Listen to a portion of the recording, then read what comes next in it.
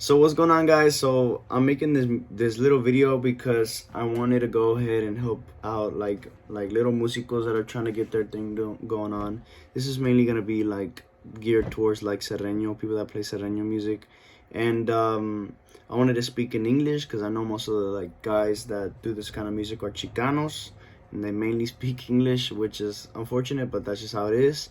So I'm gonna be speaking English to help you guys out. Maybe I can make if this gets like enough traction or something, I can make like a Mexican, like a Spanish version. So, or just there should be like captions in Spanish, but nevertheless, I just wanted to help you guys out, make this little tutorial on how to make like a good sounding song on GarageBand. So the first thing you want to do is you're gonna want to pull up GarageBand, right? And you're gonna want to pull up your track. So let's go, don't save, I'm gonna get rid of this. So you're gonna want to go empty project, choose. It's gonna pull up a little empty page like that. Let me go ahead and have it to where it shows you guys. Don't mind the fan. It's like a little fan on my computer, so I can cool it down, make sure it doesn't overheat. That's just how it is. So you're gonna want to put audio. It's gonna recording using a microphone or line input. You're gonna push on that. It should automatically be defaulted on that, and create. Now, before I start, I wanted to let you guys know that my main platform that I use now is Logic X, but I used to use GarageBand. So I'm just gonna let you guys know what I did when I used GarageBand, because even when I use GarageBand, people are like, "Oh, that sounds pretty good," and I know everybody cannot like buy Logic X like that, so like I couldn't. So for right now, what you're gonna do is you're gonna want to use GarageBand. So we're gonna keep going. So we're gonna GarageBand. First thing you wanna do is you press the space bar. 1, 2, 3, 4. 1, 2, 3, 4. So that's not gonna be right. Usually most Sierreño music, or like most of the songs is like the estilo Sierreño, they're gonna be in 3/4, not 4/4. So you're gonna wanna change right here. I don't know if you can see that. That right here. It's gonna be in 4/4. So you're gonna wanna change it, tap on it, change it to 3/4. And then from there, 1, 2, 3, okay, but I realized it's too slow, so we're gonna set our tempo for the song. So usually what I do is I have the guys like that I'm recording for, I have them play the song, and let's say they're playing the song, their normal tempo is 1, 2, 3, 1, 2, 3. So I would match it. So since like I've been doing it for a while, I can automatically do that. But what you're gonna do is go on the tempo, slide it up and down, see which tempo fits correctly. So what you can do is you can try a tempo and then press spacebar, and if that's not the correct tempo, go faster or slower depending on like what their speed is. And usually the bigger the number, the faster the tempo is gonna be. Just, I mean, it's like a straightforward thing. So that's what I would do. So before I go any further, I want to let you guys know that garbage in is garbage out, and I tell everybody that does this kind of music and that wants to record that same sentence: garbage in is garbage out.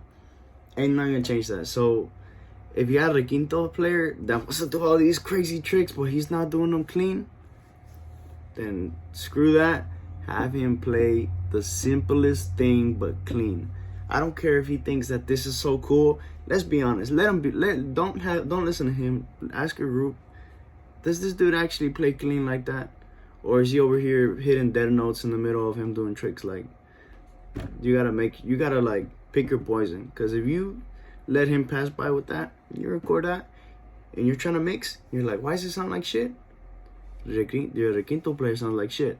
I'm telling you the truth right now, because I mean, that's just how it is.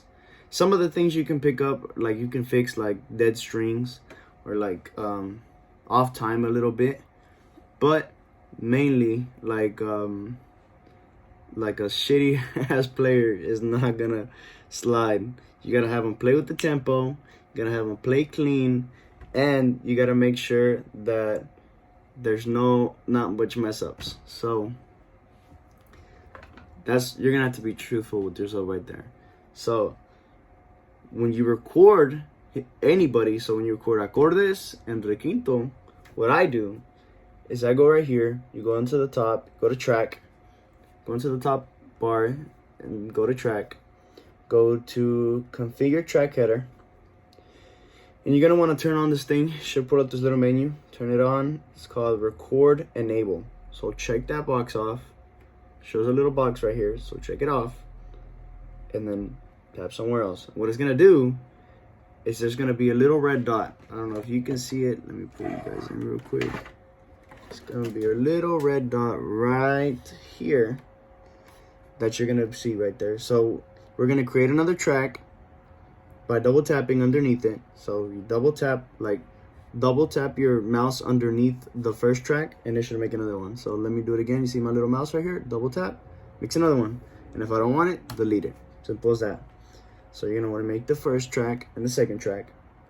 And you're gonna go right here. You're gonna double tap it, name it Requinto, R-E-Q-L. Requinto line, Requinto mic. R-E-L. So the first one is R-E-L, the second one R-E-M. So now I got a Requinto line and a Requinto mic. And what you're gonna do is you're gonna plug up the mic on your Scarlett. I'm assuming I use an Apollo, but Scarlett's like a beginner one, and I know most people have like the money for a Scarlett. So on your first input, you're gonna want to put in something on the first input. It's gonna be input number 1, the one on the very left, and on the one on the right, you're gonna plug in a microphone, whatever microphone you have, and you're gonna have it as C. So you're gonna put on the first one, you're gonna go on the very bottom right here. See this right here? You're gonna tap this first one. Make sure it's highlighted. You see how it's highlighted? The second one's highlighted. First one again. But make sure this one's highlighted. Go down here and pick. It's gonna say, it's not gonna give you as much options as me, but just put the first option because you're picking the first input. And on the second one, what you want to do, you want to come down here, highlight it again, make sure this one is on number 2. Input number 2 for the second one, because you're trying to record the mic. The mic is on the second one. You have your mic on the second little plug up, right? Now, if you don't understand this, like back it up and like slowly make sure. If there's nothing, just leave it in the comments and I'll go ahead and like probably make another video. I'm probably gonna separate this into parts because the video is getting a little long. But once you do that, you're gonna want to plug up your Quinto player. Make sure that there's not that much sound going by. That there's, if you're in a room, make sure you put like some stuff on the wall and make sure it's quiet, or buy a carpet for your room, and make sure it's quiet. Everything's quiet. So make sure all your homeboys over there giggling, talking about girls or anything, just tell them to chill for a little bit or go do it in the living room or something. So what you want to do is you want to plug up your dude, plug up your boy that's recording the Requinto or acordes, and you're gonna, of course, with the linea on the mic, make sure the mic is a good distance, like this much from the sound hole. So get your hand fisted up, put it like in the sound hole, like the mic should be right there on the other side. And don't have it facing towards the sound hole, like give it like a little angle kind of, so if my face is the sound hole like that is fine. And press this little button. It says record enable. So that little red dot that I saw, press it and it should just light up like that, and press up the other one. Now anytime you record, so you're gonna want to go back, press R. What you're gonna see is it's gonna be recording for both of them. And to record, I just press R, and if I don't want it anymore, just press delete and go back. Simple as that on the very top. And you're gonna record him.